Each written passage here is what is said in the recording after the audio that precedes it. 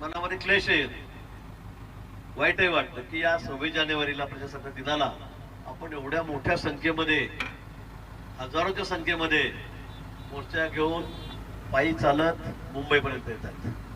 ते काही फार आमच्यासाठी पण काही फार उष्णावा नाहीये, याची आम्हाला सरकारलाही कल्पना आहे, आम्हालाही कल्पना आहे. पण गावित साहेब आहेत, तिथे नवले साहेबही आहेत, मागच्या मोर्चामध्ये ते या ठिकाणी होते. आज या ठिकाणी इंद्रजित गावित साहेब पण आहेत, ते इरफानभाई पण आहे, आमचे भिकाऊ राठोड पण आहेत, सुभाषजी चौधरी पण आहेत, मला कल्पना आहे का 3-4 जणांना मी, रामदासजी पण आहेत. पण आपल्याला कल्पना आहे की प्रत्येक मोर्चाला मला सामोरं यावं लागतं. गेल्या वेळी ज्यावेळेला आपला मोर्चा निघाला, तुम्ही मुंबईपर्यंत पोहोचलात, त्यावेळेला 8 नाही खूप मोठा अंतर आपण रात्रभर कापलं त्या ठिकाणी. मी अर्ध्या रस्त्याला जेवून आपल्याला भेटलो होतो आणि तिथूनच आपण चालत चालत सोमय्या मैदानपर्यंत आलो. मग तुम्ही म्हटलं की आम्हाला पुढे जायचं आझाद मैदानावर, दुसऱ्या दिवशी 12वीची 10वीची परीक्षा होती, त्यामुळे खूप गोंधळ झाला असता.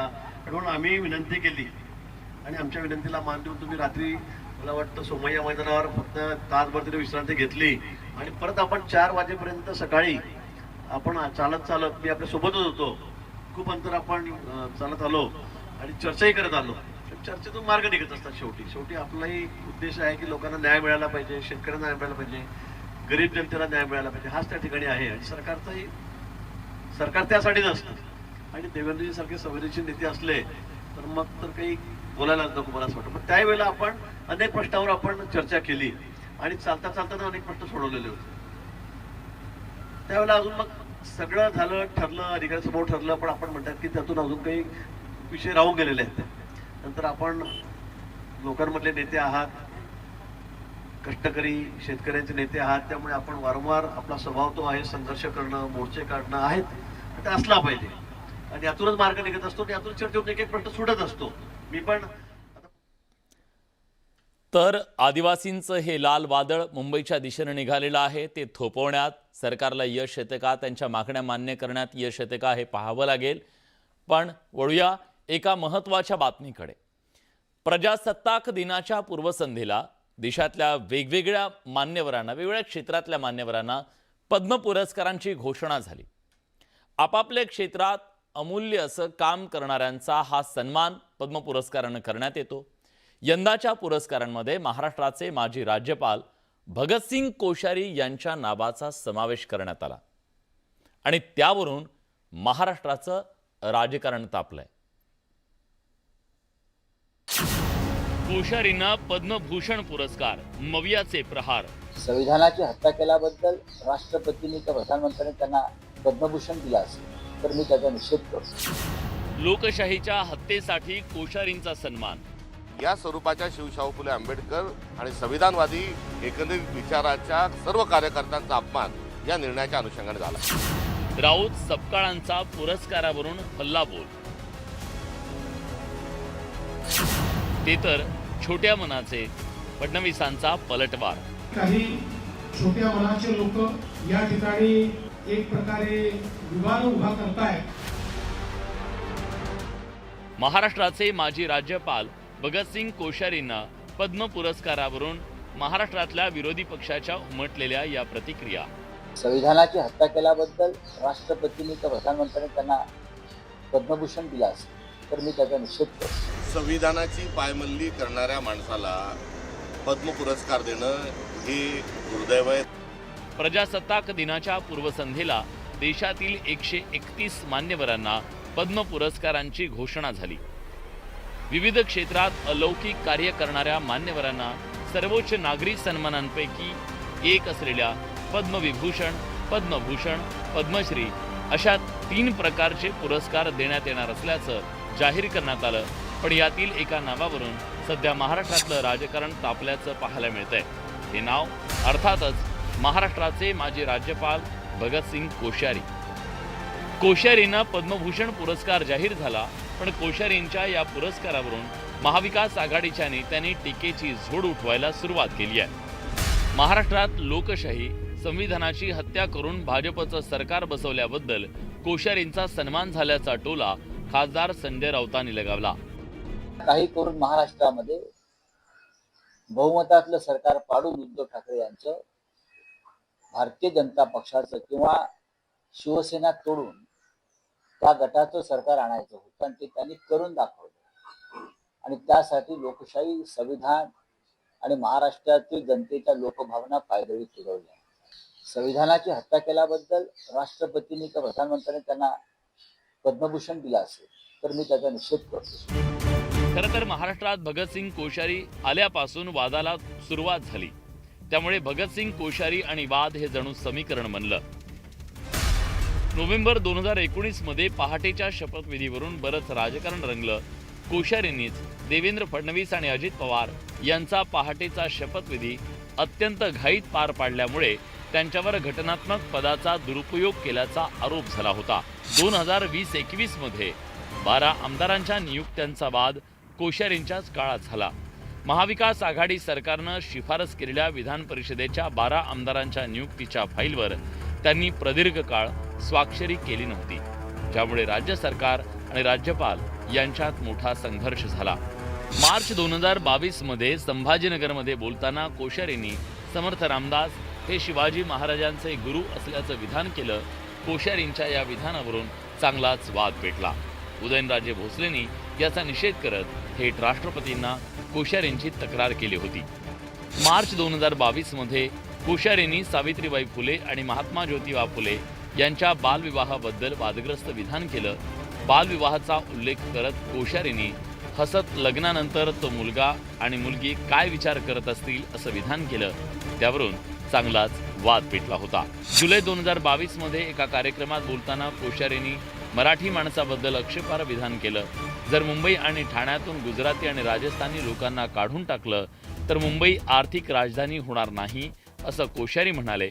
या विधानामुळे मराठी माणसाचा अपमान झाल्याची टीका सर्व पक्षांकडून झाली होती. नोव्हेंबर 2022 मध्ये छत्रपती शिवाजी महाराज यांच्याबद्दल कोश्यारींनी वादग्रस्त विधान केलं. शिवाजी महाराजांचा उल्लेख करताना त्यांना जुन्या काळातील आदर्श असं संबोधलं होतं, ज्यावरून महाराष्ट्रात तीव्र संतापाची लाट पसरली. कोश्यारींच्या राज्यपाल पदाच्या कारकिर्दीत झालेल्या सत्ता संघर्षावर सर्वोच्च न्यायालयानं ही टिप्पणी केली. राज्यपालांनी बहुमत चाचणीसाठी बोलवण्याचा निर्णय योग्य नव्हता आणि त्यांनी केवळ पक्षातल्या अंतर्गत मतभेदांचा आधार घेऊन असा निर्णय घ्यायला नको होता असं निरीक्षण कोर्टानं नोंदवलं. कोश्यारींची महाराष्ट्राच्या सत्ता संघर्षातली भूमिका, त्यांचा हस्तक्षेप हे सगळं जगजाहीर झालेलं आहे. पण असं असताना कोश्यारींना पद्मभूषण मिळाल्यानं काँग्रेसनंही टीका केल्याचं दिसतंय. संविधानाची पायमल्ली करणाऱ्या माणसाला पद्म पुरस्कार देणं हे दुर्दैव आहे. कोश्यारी सारखा विकृत माणूस हा पुरस्कार देतोय म्हणून आम्ही, माझ्यासारख्या कार्यकर्त्यांनी पुरस्कार स्वीकारला नाही आणि आज आता त्यांनाच पुरस्कार देऊन या स्वरूपाच्या शिवशाहू फुले आंबेडकर आणि संविधानवादी एकंदरीत विचाराच्या सर्व कार्यकर्त्यांचा अपमान या निर्णयाच्या अनुषंगाने झाला. महाविकास आघाडीकडून कोश्यारींच्या पद्म पुरस्कारांवर टीकेची झोड उठत असताना सत्ताधाऱ्यांनी मात्र कोश्यारींच्या कार्याचा हा सन्मान झाल्याचं म्हणत पलटवार केला. ज्या व्यक्तींनी हेच नाही तर पहाडी क्षेत्रातलं त्यांचं कार्य, नेपाळसोबत भारताचे संबंध सुदृढ करण्याचं त्यांचं कार्य, अशा विविध अंगी कार्यांमुळे त्यांना पद्मश्री दिलेली आहे. मला असं वाटतं की काही छोट्या मनाचे लोक या ठिकाणी एक प्रकारे विवाद उभा करताय. असे पुरस्कार दिल्यानंतर शेवटी इतकी मोठी यंत्रणा, यामध्ये जन्मापासून तर संपूर्ण कार्य बघितल्याशिवाय कुणाला इतका मोठा पुरस्कार मिळत नाही. आणि इतका मोठा पुरस्कार मिळाल्यावर अशा पद्धतीची आलोचना करणे हे बुद्धिभ्रंश झालेल्या लोकांचं काम आहे. 5 सप्टेंबर 2019 ते 17 फेब्रुवारी 2023 या काळात कोश्यारींनी महाराष्ट्राचे 22वे राज्यपाल म्हणून काम पाहिलं होतं. जवळपास 3.5 वर्षाच्या कार्यकाळात राज्यातल्या राजकारणात बरीच उलथापालथ झाली. या सगळ्यात राज्यपाल म्हणून कोश्यारींची भूमिका महत्त्वाची राहिली. आता त्यात कोश्यारींना पद्मभूषण पुरस्कार जाहीर झालाय. या विरोधात किती आक्षेप नोंदवले तरी त्यात फरक पडणार नाही हे माहीत असतानाही महाराष्ट्रातल्या विरोधकांनी टीकेची झोड उठत नवा वाद निर्माण केल्याचं समोर येतंय. शरद जाधव, न्यूज 18 मराठी, मुंबई. आज 26 जानेवारी आपला प्रजासत्ताक दिन आहे. देशाच्या कानाकोपऱ्यात आज तिरंगा फडकतोय, डौलानं फडकतोय, आपल्या छातीवर आपण तो मिरवतोय. पण राजकीय मंडळींना त्या तिरंगापेक्षाही आपापल्या रंगानं देशाला रंगवायचं त्यांचा राजकीय अजेंडा आहे. आजचा दिवस सुद्धा त्यांनी सोडलेला नाहीये त्या अजेंड्याच्यासाठी. तिरंग्यातल्या वेगवेगळ्या रंगानं त्यांना ते करायचंय. राज्यात गेल्या काही दिवसामध्ये हिरव्या रंगावरून सुरू झालेलं राजकारण आता बेरंग होत चाललंय असं म्हटलं तर वावगं ठरणार नाही. इम्तियाज जलील यांनी केलेल्या जहाल वक्तव्यावर तितक्या जहाल प्रतिक्रिया उमटत आहेत आणि त्यामुळे महाराष्ट्राचं राजकारण हे रंगावरून बेरंग होताना दिसतंय. पाहूया खास रिपोर्ट. कैसा हराया पूरे के पूरे मुमरा को ग्रीन कलर से ऐसे रंगना है कि इन लोगों को यहाँ से बुरी तरह से पछाड़ के भेजना है इंशाल्लाह. इसे बुमराह की क्या बात कर रहे हैं? आने वाले वक्त के अंदर हम महाराष्ट्र के अंदर हम अच्छा खासा हरे रंग को फैलाएंगे. एमआयएमचे माजी खासदार इम्तियाज जलील यांनी केलेल्या याच वक्तव्यावरून भाजपाचे नेते चांगलेच संतापलेत. छत्रपती शिवाजी महाराजांच्या भगव्या ध्वजाला हात लावाल तर तुमचे हात भाजतील असा इशारा भाजप नेते किरीट सोमय्यांनी दिलाय. तर ज्यांनी महाराष्ट्राच्या मातीकडे वाकड्या नजरेने पाहिले त्यांना याच मातीत गाडण्याची ताकद या भूमीत आहे असा जळजळीत इशारा नितेश राणेंनी दिलाय. मी त्यांना सांगेन, तुम्ही परत एकदा मूळ भगव्यामध्ये या, तुमचं आम्ही धर्मांतर करू आणि जे आपलं मूळ धर्म आहे हिंदू धर्म त्याच्या तो लवकरात लवकर स्वीकारलं तर अशा पद्धतीने हिरव्या सापांसारखं तडफडायला लागणार नाही. हिंदुस्तान का रंग बदलने की भाषा बंद करो. मुंबई महाराष्ट्र ये छत्रपति शिवाजी महाराज का जो भगवा ध्वज शौर्य का हिंदुस्तान की संस्कृति का प्रतीक है. हाथ लगाने जाओगे हाथ जल जाएंगे. किरीट सोमय्या, नितेश राणे हे इम्तियाज जलील आणि सहर शेखवरती घणाघात करत असतानाच दुसरीकडे त्यांच्याच पक्षाचे नेते गणेश नाईकांनी मात्र वेगळी भूमिका घेतली. हिरव्या रंगाचं किती भांडवल करायचं असा प्रश्न उपस्थित करून नाईकांनी भाजपाचीच कोंडी केली.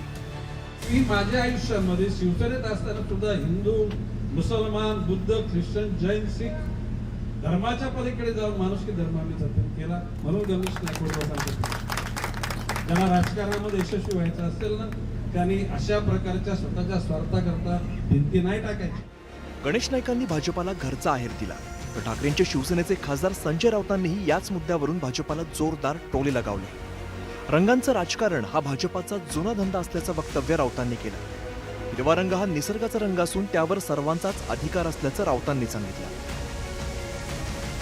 हिंदुहृदय सम्राट बाळासाहेब ठाकरे यांची जर जुनी वक्तव्य पाहिली त्यांनीही सांगितलेलं आहे की हिरवा रंग म्हणजे कोणाच्या मालकीचा, कोणाच्या बापाचा नाही. हिरव्या रंगावर कोणाची मालकी नाही.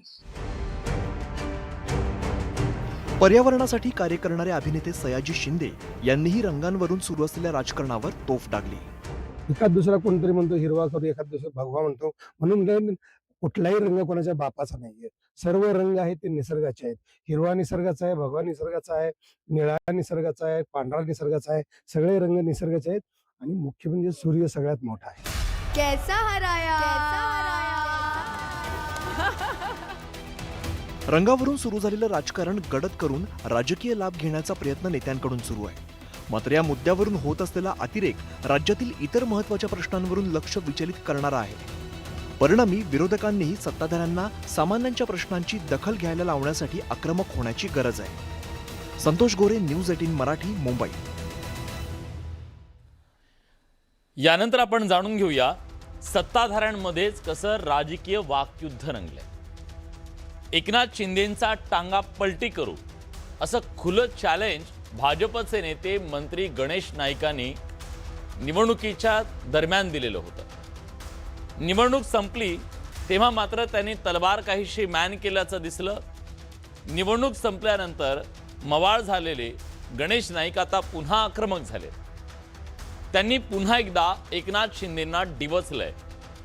त्याला शिंदेंच्या शिवसेनेनं सुद्धा जशास तसं उत्तर दिल्यानं शिंदे नाईक वादाचा नवा अंक सुरू झालाय का, ही चर्चा राजकीय वर्तुळात सुरू झाली आहे. गणेश नाईकांनी शिंदेंना पुन्हा डिवचलं. किल्ले कोणाचे नाहीत आणि भारतीय जनता पक्षाने आता परवानगी दिली ना ते ह्यांचे नामनिशाण साफ करून टाकतात. नाईक आणि शिंदे वादाचा नवा अंक. ठाण्याला, कल्याणला, इव्हन उल्हासनगरला सुद्धा भारतीय जनता पक्षाच्या कार्यकर्त्यांची परवड झाली. शिवसेनेचाही नाईकांवर पलटवार. वारंवार चॅलेंज करायचा जर प्रयत्न केला तर आम्ही पण शांत बसणार नाही, एवढं त्याने ध्यानात घ्यावं. महापालिका निवडणुकीदरम्यान राज्याचे वनमंत्री गणेश नाईकांनी राज्याचे उपमुख्यमंत्री एकनाथ शिंदेविरोधात आक्रमक पवित्रा घेतला. पालिका निवडणुकीच्या निकालानंतर गणेश नाईक आणि शिवसेनेतला हा वाद शमला असं वाटत असताना पुन्हा एकदा या वादाचा भडका उडालाय. किल्ले कोणाचे नाहीत आणि भारतीय जनता पक्षाने आता परवानगी दिली ना ते ह्यांचे नामनिशाण साफ करून टाकावं. हे मी आज परत बोलतो. पण काय आम्ही भारतीय जनता पक्ष शिस्तीचा पक्ष आहे म्हणून आम्ही ते आदेश मानतो. काय बोललो आम्ही आदेश मानतो. मनाला न पटताना हे कार्यकर्त्यांनी सण केलेले पक्षाकरता, पक्षाच्या नेतृत्वाच्या आदेशाकरता असं माझं मत आहे. आणि ते आता हे मी बोलतो याचं ट्रान्सलेशन हिंदी इंग्लिशमध्ये सगळीकडे होऊन जातं. महापालिका निवडणुकीत ठाणे आणि कल्याणमध्ये भाजप शिवसेनेनं युती केली, पण त्यावरून गणेश नाईकांनी एक प्रकारे नाराजीच व्यक्त केली आहे. ठाण्याला, कल्याणला, इव्हन उल्हासनगरला सुद्धा भारतीय जनता पक्षाच्या कार्यकर्त्यांची परवड झाली. आणि हे माझ्यासारख्याने कोण बोलणार आहे. आणि मला जाणवते की ठाण्यातला भारतीय जनता पक्षाचा कार्यकर्ता हा खुश नाही, कल्याणमधला कार्यकर्ता खुश नाही, उल्हासनगरला मध्ये कार्यकर्ता खुश नाही. नवी मुंबईच्या कार्यकर्त्यांना गॅरंटी होती की निगोशिएशन आम्ही युद्धात जिंकलो आणि तात हारलो, कधी असं होतच नाही. नवी मुंबई महापालिका निवडणुकीत भाजपनं गणेश नाईकांच्या नेतृत्वात घवघवीत यश मिळवलंय, पण ठाण्यात मात्र शिंदेंच्या नेतृत्वातील शिवसेनेनं आपला गड राखला. त्यावरूनही गणेश नाईकांनी शिंदेंना डिवचलंय. माझं म्हणणं आहे की या ठिकाणी भारतीय जनता पक्ष जर खुल्ली जर दिली असती तर भारतीय जनता पक्षाचा एकट्याचा सुद्धा महापौर होऊ शकला असता, कल्याणमध्ये सुद्धा एकट्याचा होऊ शकला असता, उल्हासनगरमध्ये होऊ शकला असता, नवी मुंबईत झाला, भाईंदरमध्ये झाला. गणेश नाईकांच्या या टीकेनंतर शिंदेंच्या नेतृत्वातील शिवसेना तरी गप्प कशी बसणार? शिवसेनेनं गणेश नाईकांवर जोरदार पलटवार केला, तर ठाकरेंच्या शिवसेनेनं या वादात तेल ओतण्याचं काम केलंय. गणेश नाईक जे काही सातत्याने बोलतायत, डायरेक्ट नाव घेणं त्यांना कदाचित अवघड जात असेल, परंतु एक निश्चित सांगतो, वारंवार चॅलेंज करायचा जर प्रयत्न केला तर आम्ही पण शांत बसणार नाही, एवढं त्याने ध्यानात घ्यावं. गणेश नाईक खबरदार. इथून पुढे एकनाथ शिंदे साहेबांच्या बद्दल एक शब्द जरी बोललात ना, उरल्या सुरल्या अब्रूचे धिंडवडे निघतील तुमचे. अरे तुम्ही काय आमचं नामोनिशान साफ करणार? त्यापेक्षा आधी स्वतःचं चारित्र्य साफ करा. आणि एकनाथ शिंदे साहेबांचं नामोनिशान साफ करणारा माईकालाल अजून जन्माला यायचा आहे. गणेश नाईक अवकातीत राहा. मी गणेश नाईकांच्या भूमिकेशी सहमत आहे. गणेश नाईक गेल्या सातत्यानं काही दिवस या विषयावरती भूमिका मांडतायत आणि ती भूमिका अमान्य करता येणार. महापालिका निवडणुकीदरम्यानही गणेश नाईकांनी शिवसेनेला लक्ष करत थेट इशारा दिला होता. त्यामुळे ठाणे जिल्ह्यातलं राजकारण ढवळून निघालं. एकनाथ शिंदेच्या विषयी माझं काही दुमत नाही. आता एकनाथ शिंदे काय बोलतात, एकनाथ शिंदेला हलक्यात घेऊ नका, टांगा पलटी घोडे फरार. पण गणेश नाईकला तू हलक्यात घेतला ना, तर भाजपने जर परवानगी दिली ना तर एकनाथ शिंदेचा टांगा पण पलटी करेन आणि घोडे पण बेपत्ता करून टाकेन. फरार नाही, बेपत्ता करून टाकेन. भाजपनं नवी मुंबई महापालिका निवडणूक स्वबळावर लढली. शिंदेंच्या शिवसेनेला दूर ठेवण्याची गणेश नाईकांची खेळी यशस्वी ठरली. पण ठाणे आणि कल्याण डोंबिवलीत भाजप आणि शिवसेना युती म्हणून निवडणुकीला सामोरे गेले. या दोन्ही ठिकाणी शिवसेनेचा महापौर होणार आहे. या पार्श्वभूमीवर पुन्हा एकदा नाईक विरुद्ध शिंदे वादाची ठिणगी पडली आहे. नरेश बोबाटेसह bureau report, news 18 Marathi.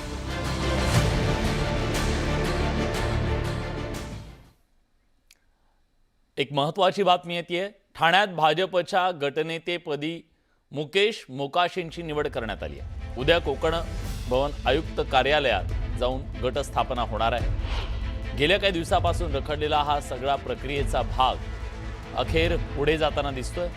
Mumbai महानगरपालिका असो किंवा मग ठाणे महानगरपालिका असेल किंवा कल्याण डोंबिवली असेल, या सगळ्या भागातली गटनोंदणी जी आहे सत्ताधारी पक्षांची ती रखडलेली होती. अखेर ती पुढे जाताना दिसतेय. अजित मांढरे आपले प्रतिनिधी आपल्यासोबत आहेत. अजित, हे गणित नेमकं काय आहे? मोकाशींची निवड आणि या सगळ्यातनं मेसेजिंग काय? विलास, ठाणे महानगरपालिकेमध्ये तसं पाहायला गेलं तर एक हाती सत्ता शिवसेनेची आहे, पण महायुती म्हणून निवडणूक लढल्या होत्या. त्यात भाजपवर अनेक वेळा नाराजी व्यक्त केली होती की आम्हाला जागामध्ये त्या ठिकाणी पर्याप्त जागा दिल्या नाही, त्यामुळे आता जरी सत्तेमध्ये वाटला तेव्हा त्यांनी महापौर पदाची मागणी केली होती. दरम्यान गट वेगळा स्थापन शिवसेनेने केला. भाजप आता उद्या गट स्थापन करायला जाते. त्याआधी भाजपनं आज त्यांच्या बैठकीमध्ये मुकेश मोकाशी यांची निवड केलेली आहे गटनेता म्हणून, आणि उद्या कोकण आयुक्तांना जाऊन तसं पत्र दिलं जाईल. तसं एक जी प्रोसेस आहे ती पूर्णपणे पार पाडली जाईल. पण एकंदर चित्र जर पाहिलं तर शिवसेना आणि भाजप यांनी एकत्रितपणे या सगळ्या प्रक्रिया ज्या आहेत त्या पूर्ण करणं गरजेचं होतं, किंवा तसं नियम नसला तरी आतापर्यंत इतिहासामध्ये जेव्हा जेव्हा माहिती म्हणून लढलेत किंवा तेव्हा गट म्हणून लढलेले आहेत त्यावेळी तिथं करणं गरजेचं होतं. पण दोन्ही ठिकाणी मात्र त्यांनी वेगवेगळे गट स्थापन केले, ज्याहून अनेक संकेत आता निर्माण झालेत. शेवटी खरंय. आणि याआधी त्यांनी महापौर पदाचा सुद्धा आपला उमेदवार जाहीर केलेला आहे. त्यामुळे हे दबाव तंत्र आहे एकमेकांवरचं की मेसेजिंग आहे याबद्दलचं काही, हे पाहणं महत्त्वाचं असेल. तुर्तास धन्यवाद तुम्ही दिलेल्या सगळ्या सविस्तर माहितीबद्दल. तिकडे भाजपनं कोल्हापुरात सुद्धा आपला गटनेता नेमलाय. मुरलीधर जाधव यांची गटनेतेपदी नियुक्ती करण्यात आली. प्रदेशाध्यक्ष रवींद्र चव्हाण यांनी हे नाव निश्चित केलंय. स्थायी समिती सभापती विरोधी पक्ष नेते राहिलेल्या अनुभवी जाधवांना गटनेतेपदी निवडण्यात आलेला आहे. तर आता निर्णय होऊ लागलेले आहेत. गेल्या काही दिवसामध्ये ही प्रक्रिया काहीशी रखडलेली आपल्याला दिसत होती, पण आता मात्र त्याला वेग येताना दिसतोय.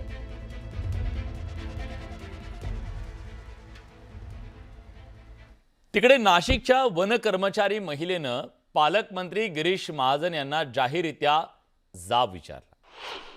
जाब काय विचारला? भाषणाच्या दरम्यान मंत्री गिरीश महाजन यांनी डॉक्टर बाबासाहेब आंबेडकर यांच्या नावाचा उल्लेख का केला नाही, हा सवाल विचारत वन कर्मचारी माधवी जाधव यांनी धारेवर धरलं. त्यानंतर तिथे उपस्थित असलेल्या पोलिसांनी माधवी जाधव यांना ताब्यात घेतलं. दरम्यान मंत्री महाजनांनी दिलगिरी व्यक्त केली. काही वेळानंतर माधवी जाधव यांना पोलिसांनी सोडून सुद्धा दिलं.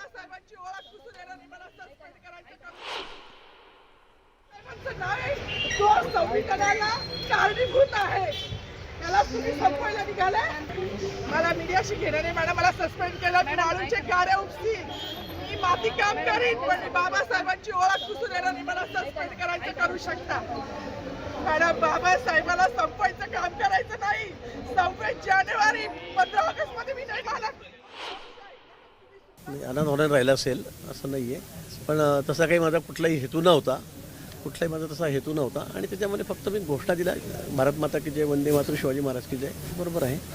पण तसं काही असेल तर अनादराने झालं असेल. त्यामुळे माझा त्यामागे कुठे काही मुद्दाम नाव डावलण्याचा वगैरे हेतू नाही. आणि मला वाटतं प्रत्येक वेळेला आपण दरवर्षी भाषण देतो तुम्ही तपासून बघा, त्यावेळेला असं काही होत नाही. यावेळेला त्यांना काही वाटायचं तर माझी दिलगिरी व्यक्त करतो मी. दरम्यान आंबेडकरवादी संघटनांच्या कार्यकर्त्यांनी पोलीस स्थानकाच्या समोर आंदोलन केलं. मंत्री गिरीश महाजन यांच्या विरोधात अॅट्रॉसिटी कायद्याअंतर्गत गुन्हा दाखल करण्याची मागणी माधवी जाधवांनी केली.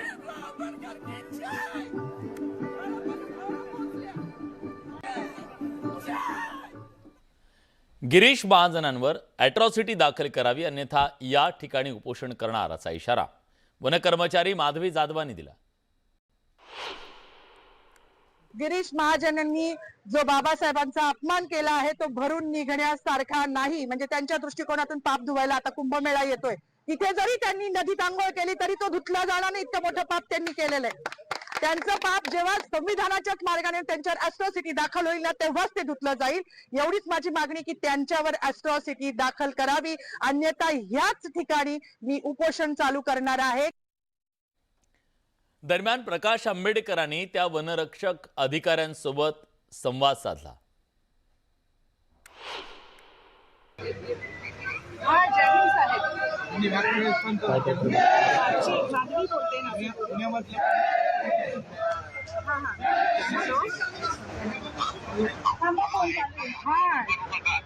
काही नाही सर, मी स्टँड घेतलेला आहे, माझं सार्थक झालं.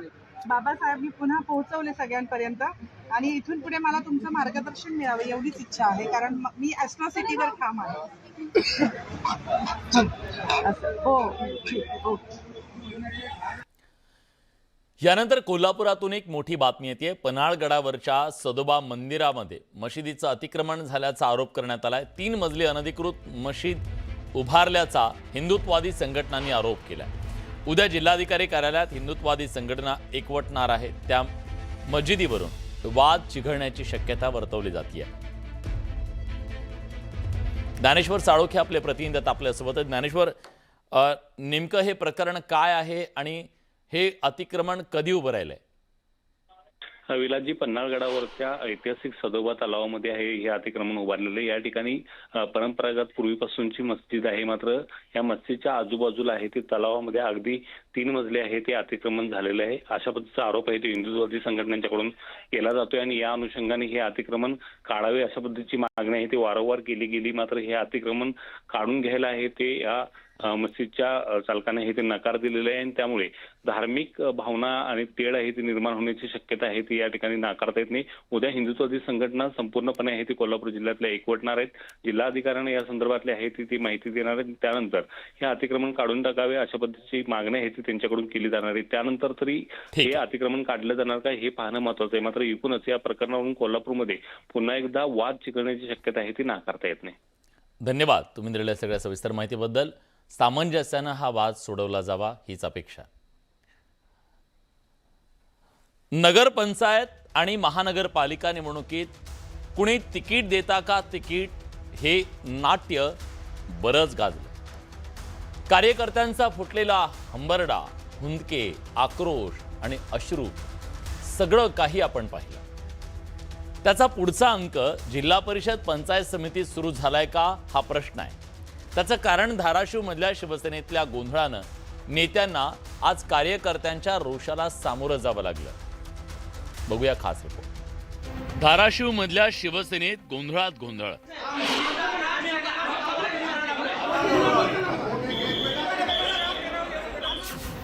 चुकीच्या पद्धतीनं तिकीट वाटपाचा आरोप.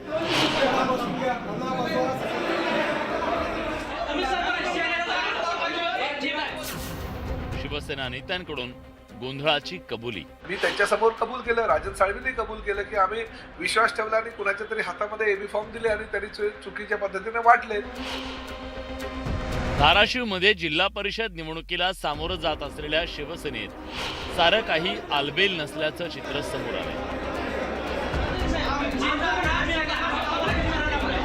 एकीकडे धाराशिवचे शिवसेनेचे संपर्क मंत्री राजन साळवींना शिवसैनिकांनी घातलेला घेराव, शिवसैनिकांशी त्यांची झालेली वादावादी, तर दुसरीकडे धाराशिव दौऱ्यावर असलेल्या प्रताप सरनाईक यांच्या समोर शिवसैनिकांकडून घोषणाबाजी आणि गोंधळाची घटना घडली. या सगळ्याला निमित्त ठरलंय ते जिल्हा परिषदेत शिवसेनेत झालेलं तिकीट वाटप. शिवसेनेच्या उमेदवारांना भाजपच्या आमदारांच्या मुलाकडून एबी फॉर्म वाटप केलं जात असल्याचा आरोप करणारी ऑडिओ क्लिप सोशल मीडियावर व्हायरल झाली. हॅलो साहेब, एवढी लाज वाटायला लागली आम्हाला इथे शिवसैनिकून घेताना. तुम्ही दिवसभर आमच्या सोबत बैठका झाल्या, तुमची रात्री पुन्हा राणा पाटलांसोबत बैठक झाली. राणा पाटलाचं पोरग शिवसेनेची बी फॉर्म आणून देते साहेब. लाज वाटते आम्हाला, लाज. हे दुर्दैव आमचं, हे दुर्दैव साहेब आमचं. मलाही माहिती आहे तो विषय. नाही साहेब, तुम्ही संपर्क प्रमुख आहे तर सगळे निर्णय तुम्हीच घ्यायला पाहिजेत. अख्ख्या धाराशिव मध्ये कळमचा जाऊ द्या विषय. धाराशिव मध्ये तुकाराम शिंदे नावाचा आपला कार्यकर्ता, त्याला फॉर्म मल्हार पाटील आणून देतो. अख्ख्या धाराशिव मध्ये फक्त 2 फॉर्म दिलेत, एडशीला आणि तुकाराम शिंदे म्हणजे ढोकीला, आणि कळम मध्ये 2-3 दिलेत. साहेब आपले लोक अक्षरशः राजकारण सोडून देऊन घरात बसतील. युवा सेनेचे पदाधिकारी अविनाश खापे यानं या ऑडिओ क्लिपमध्ये केलेल्या आरोपांनी धाराशिवचं राजकारण तापलंय. त्या क्लिपमध्ये माझ्यावरती आरोप केला की सकाळी आमच्यावर होते आणि रात्री बसले. तसं नाहीये. शिवसेना भाजपा युती झाल्यानंतर चर्चेकरता बसणं काही गरज नाहीये. आणि मी मान्य करतो की शिवसेनेचे आम्ही 3 जण म्हणजे उपनेता ज्ञानराज चौगुले, आमचे विधानसभेचे इथले प्रमुख म्हणून अजित पिंगळे मी स्वतः तसे भाजपचे पदाधिकारी आमच्यावर बसले आणि चर्चेच्या अनुषंगाने वाटप झालं. दरम्यान जिल्हा परिषदेत तिकीट वाटपात घोळ झाल्याची कबुली प्रताप सरनाईकांनी राजन साळवींनी दिली. या चुकीच्या तिकीट वाटपाचं खापर दोन्ही नेत्यांनी शिवसेनेचे नेते अजित पिंगळेंवर फोडलंय. एबी फॉर्म हे भाजपच्या आमदारांकडे दिलेले नाही. आता सरनाईक साहेबांनी सांगितल्याप्रमाणे आमचे एबी फॉर्म विधानसभेचे प्रमुख पाहणारे अजित पिंगळेंकडे दिले होते. त्यांच्या माध्यमातून ते एबी फॉर्म दिलेले आहेत. भाजपच्या आमदारांकडे एबी फॉर्म दिलेले नाही. काही एकाच हातामध्ये जर एबी फॉर्म गेले असतील आणि त्यांनी चुकीच्या पद्धतीने एबी फॉर्म वाटले असेल तर तेही चुकीचं आहे. आणि ते मी त्यांच्यासमोर कबूल केलं, राजन साळवींनी कबूल केलं की आम्ही विश्वास ठेवला आणि कुणाच्या तरी हातामध्ये एबी फॉर्म दिले आणि त्यांनी चुकीच्या पद्धतीने वाटले. ठीक आहे, आता वाटले गेले असतील, वाटले असतील, भाजपकडे नाही, आमच्या लोकांकडे दिले होते एबी फॉर्म. म्हणजे मी नाव पण घेतो, अजित पिंगळेंकडे दिले होते आणि अजित पिंगळेंनी काही आमच्या लोकांना विश्वासात न घेता दिले असं त्यांचं मत आहे. त्यामुळे त्यांनाही मी बोलणार आहे की असं करणं योग्य नाही. दरम्यान अजित पिंगळे यांच्या समर्थकांनी पुढे येत या प्रकरणावर भूमिका मांडली आहे. असं ठरलं की कळंब तालुक्यामध्ये शिवसेना पक्षाचा पहिला एकच जिल्हा परिषद सदस्य होता, तरी पण सन्मानाने आपल्याला तिथं जिल्हा परिषद 3 जागा दिलेल्या आहेत आणि पंचायत समितीत एकही सदस्य नसताना सुद्धा सन्मानाने 7 जागा आम्हाला पंचायत समितीत दिलेल्या आहेत. त्यावेळी आताचे जे कोणी काही आमच्यावर जे बिनबुडाचे आरोप करत आहेत आणि 2 शिवसेनेवर जे काही वायलेट होत आहे ते एकदम बिनबुडाचे आरोप ते करीत आहेत. ते निष्क्रिय कार्यकर्ते आहेत. धाराशिव जिल्हा परिषदेत शिवसेना आणि भाजपची युती झाली आहे. मात्र या युतीत जागा वाटपावरून वाद निर्माण झालाय. आता या गोंधळावर जागेच्या अदलाबदलीचा उपाय प्रताप सरनाईकांनी सुचवलाय. धाराशिवमधली निवडणूक शिवसेनेतल्या या तिकीट वाटपावरून झालेल्या गोंधळानं गाजतीये. तिकीट वाटपात घोळाच्या पार्श्वभूमीवर आगामी निवडणुकीत पक्षाला याचा फटका बसण्याची शक्यता नाकारता येत नाही. Bureau report, news 18 Marathi, Dharashiv. आपल्या राज्याचं राजकारण अतिशय गमतीशीर वळणावर आहे. या राजकारणात कोण कोणाचा कधी हात धरून निघून जाईल आणि नव्यानं संसार मांडेल, कोण कधी कुणासोबत ब्रेकअप करेल याचा काही नेम नाही. एकमेकांची जिरवण्यासाठी सुद्धा कोण कशी समीकरणं करेल हेही सांगता येत नाही. राज्यात अशा चित्रविचित्र आघाड्यांचे प्रयोग सुरूच आहेत आणि सोलापूर जिल्ह्यातल्या माढ्यात तर 2 शिवसेना आणि 2 राष्ट्रवादी काँग्रेस एकत्र आल्या, कारण त्यांना भाजपला धडा द्यायचा. आता त्यासाठी ही एकत्र आलेली जी आघाडी आहे ती खरोखरच चमत्कार करू शकेल का, यावरून राजकारण पेटलं.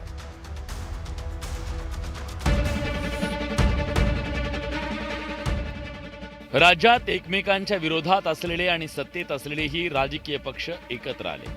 नगर परिषद आणि महानगरपालिका निवडणुकीनंतर स्थानिक पातळीवरील राजकारणाला आता कोणताही धरबंध राहिलेला दिसत नाहीये.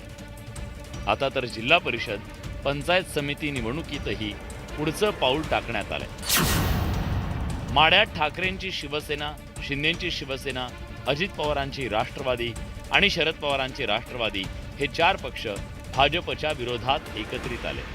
या 4 पक्षांनी भाजपच्या विरोधात त्यांचं एकत्रित पॅनल तयार केलंय.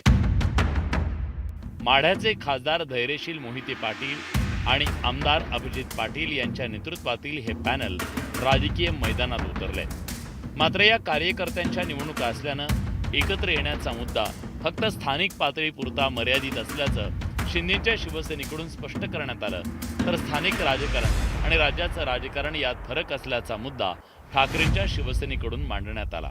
लोकसभा, विधानसभा ह्या नेत्यांच्या निवडणुका असतात, परंतु जिल्हा परिषद, पंचायत समिती, नगर परिषदा या कार्यकर्त्यांच्या निवडणुका असतात आणि त्या संदर्भातचे सगळे अधिकार हे स्थानिक पातळीवरील नेत्यांना देण्यात आले होते. त्यामुळं ही युती ही स्थानिक पातळीवरच्या नेत्यांचे निर्णय आहे. भाजपला सत्तेपासून दूर ठेवण्यासाठी सत्ताधारी विरोधकांची वेगळी युती तयार झाली. मात्र मतदारांचा भाजपवर विश्वास असल्यानं या चित्रविचित्र आघाड्यांचा काहीही फरक पडणार नाही असा टोला भाजपकडून लगावण्यात आला। बार्शीत दोन्ही शिवसेना एकत्र आल्या तर माढ्यात दोन्ही शिवसेना आणि दोन्ही राष्ट्रवादीत हातमिळवणी झाली। एकंदरीतच एकमेकांपासून दुरावलेल्या राजकीय पक्षातील मतभेद कमी होऊ लागल्याचं लक्षण आहे असं म्हटलं तर अतिशयोक्ती ठरणार नाही। Bureau report, news 18 Marathi. कृषी क्षेत्रातील भरीव कामगिरीच्या साठी परभणीचे श्रीरंग उर्फ दादा लाड यांना पद्मश्री पुरस्कार जाहीर झाला। कापूस संशोधनासाठी दादा लाड यांनी केलेल्या कार्याचा गौरव पद्मश्री पुरस्काराच्या माध्यमातून करण्यात आला। पुरस्कार जाहीर झाल्यानंतर दादा लाड यांची लातूरमध्ये पहिली प्रतिक्रिया न्यूज 18 मराठीनं जाणून घेतली। 26 वर्षांपूर्वी कापूस संशोधनात केलेल्या कामाचा गौरव असून भविष्यात संशोधन सुरू ठेवणार असल्याचं त्यांनी सांगितलं। बघूया ते काय म्हणाले।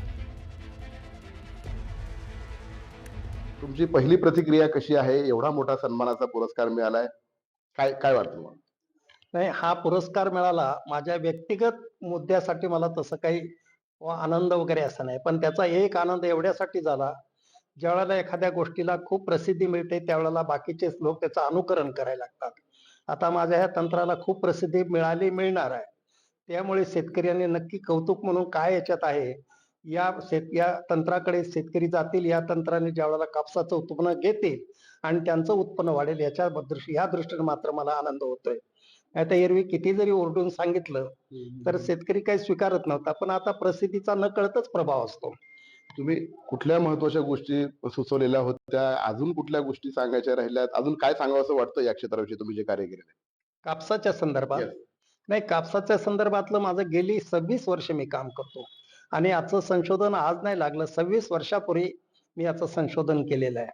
फक्त एका गोष्टीचा मुद्दा होता की या तंत्राला कोणी स्वीकारत नव्हतं आणि स्वीकारणं तसं अवघड आहे, कारण एखाद्या पिकाचं थोडी जरी फांदी मोडली तर शेतकऱ्याला दुःख होतं। या कापसातल्या प्रत्यक्षात मोठमोठ्याल्या 3 फांद्या कापायच्या म्हणजे